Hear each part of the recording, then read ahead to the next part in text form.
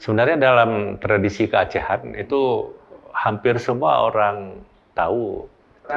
Pernah dengar. Kalau dibilang Abu Nawas ya, pasti tahu. Karena kan biasa juga dibuat sebagai apa ya, apa menyebut seseorang drog lagi Abu Nawas. Nah, jadi ada kan ada banyak akal. Jadi ada celah, ada sesuatu yang banyak bisa digali dari sosok personalitas Abu Nawas. Abu Nawas itu namanya Al Hasan bin Hani ya. Dia kelahiran 145 Hijriah. Wafat tahun 199 Hijriah. Kalau sekarang 1444 Hijriah. Ya hitung aja berapa 1400 1300 tahun lebih. Tapi Abu Nawas masih menjadi perbincangan, terutama dalam syair-syairnya yang sangat kontroversial. Yang paling menarik adalah kehidupan Abu Nawas ini sejalan dengan kehidupan Imam Syafi'i. Ya, Imam Syafi'i rahimahullah itu kan penganut mazhab Syafi'i yang terbesar dari umat Muslim sedunia, dari 1,2 miliar. Itu kan lebih besar Imam mazhab Syafi'i. Jadi dia hidup di era Syafi'i. Nah, kalau kepada kekhalifahan itu di dinasti Abbasiyah, yaitu pada masa Khalifah Harun al-Rasyid. Permaisuri beliau namanya kan Zubaidah. Jadi itu terkenal pada era Harun al-Rasyid kan negeri Abbasiyah itu negeri 1001 malam. Jadi banyak cerita, banyak kisah ya sampai hari ini itu menjadi inspirasi sebenarnya. Tetapi sangat terbatas orang mengetahui bagaimana sebenarnya duduk persoalan daripada Abu Nawas ini. Diceritakan bahwa Abu Nawas ini dia seorang pujangga atau penyair yang sangat masyhur ketika itu, hampir tidak ada tandingannya gitu. Namun dia kehidupannya ini pemuja khamar ya. Dia sangat agak galak sekali untuk mabuk-mabukan. Bahkan disinyalir dia bukan hanya minum mabuk ya. Karena mabuknya juga mandi dengan khamar. Nah, itu kan menunjukkan sesuatu yang sangat luar biasa ya. Kemudian disebutkan juga bahwa Abu Nawas ini suka musik ya, tapi bukan musik ringan, musik keras ya. Dia memang sangat kontroversial ya. Sebagai tokoh penyair, dia adalah penggemar musik. Malahan juga dia suka menggoda perempuan ya. Jadi di mana ada perempuan cantik itu digoda oleh Abu Nawas. Malahan ada diceritakan sampai dikejar sampai ke Makkah ya. Karena perempuan itu menunaikan haji ya. Tapi perempuan itu tetap bersiteguh dengan dengan manasik hajinya. Sehingga ia memberikan banyak syair-syairnya tentang cinta, tentang pemujaan dengan kehidupan orang gitu. Tapi di sini yang ingin kita garis bawahi adalah melihat latar belakang kehidupan Abu Nawas yang hitam seperti itu. Nah, itu menjadikan enggan Imam Syafi'i. Apa yang dienggani oleh Imam Syafi'i? Bahwa ketika Abu Nawas itu meninggal dunia, ya itu Imam Syafi'i menolak menjadi imam untuk menyolatinya. Kenapa? Karena disebutkan karena memang Imam Syafi'i tidak tulus, karena kehidupan masa lalu Abu Nawas itu yang sangat pemabuk, ahli maksiat gitu kan. Walaupun memang pikiran-pikiran cerdasnya ya banyak yang menginspirasi kehidupan gitu. Tapi ya seperti itulah disebutkan. Sehingga sampai pada waktu prosesi tazihiz mayatnya Abu Nawas ya, itu mereka yang memandikan jenazahnya Abu Nawas itu menemukan secari kertas ya, kira-kira begitulah. Ada tulisan Abu Nawas dalam bentuk syair. Atau mungkin ini sebagai pesan terakhir Abu Nawas untuk publik barangkali, untuk masyarakat. Ya, yang pemandi ini melapor kepada Imam Syafi'i. Ya. Imam, ini ada syair Abu Nawas ya, sepertinya beda dengan syair-syair sebelumnya begitu. Jadi dibacakanlah. Apa kata Abu Nawas? Ya Rob, inna azumat zunubi kisratan. Ini sebuah bentuk pengakuan Abu Nawas. Tuhan, sesungguhnya dosaku besar sekali, kisratan dan juga banyak. Nah, jadi dia ada pengakuan.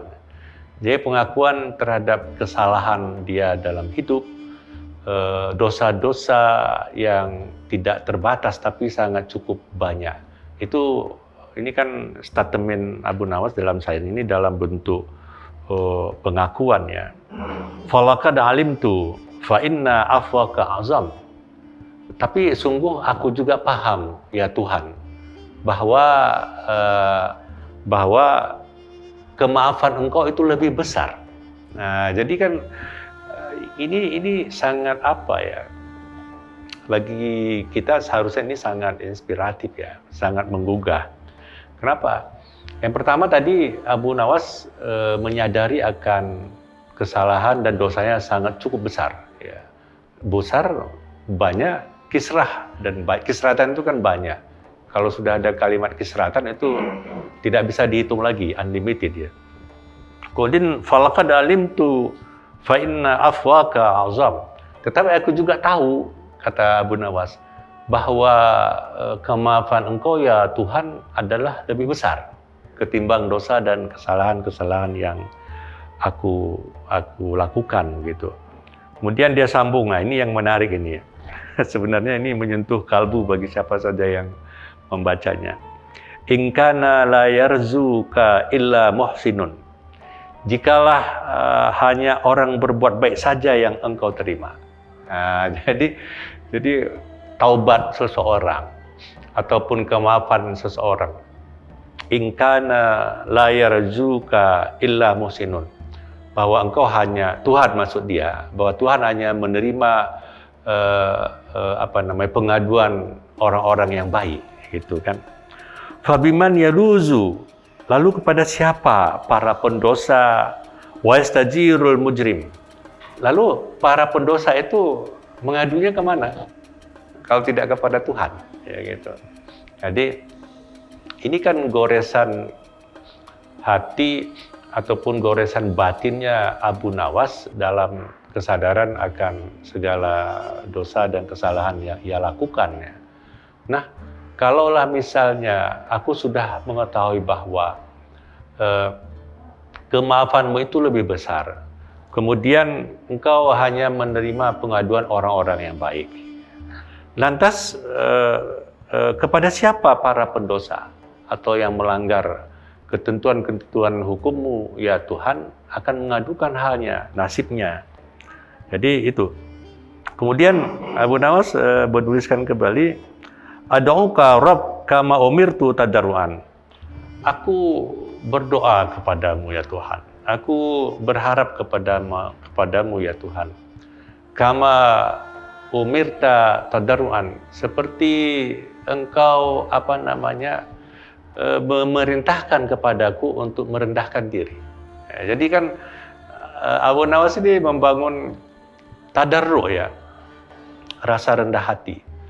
Jadi dia walaupun dalam kehidupannya itu kehidupan panas ya dia banyak kepada jurang maksiat, walaupun pikiran-pikiran inspiratifnya telah memberikan pikiran-pikiran ataupun energi positif bagi umat ketika itu. Ia sadar dia merendahkan diri, ia tetap berdoa, tetap berharap kepada Tuhan, memohon keampunannya.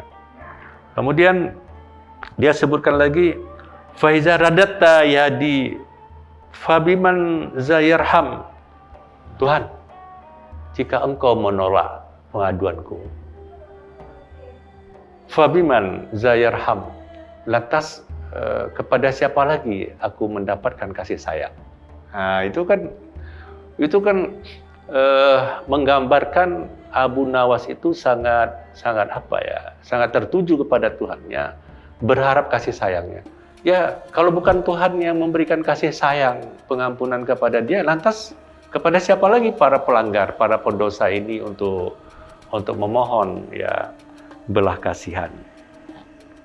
Mali ilaik, katanya, kata Abu Nawas, wasilatun illa raja.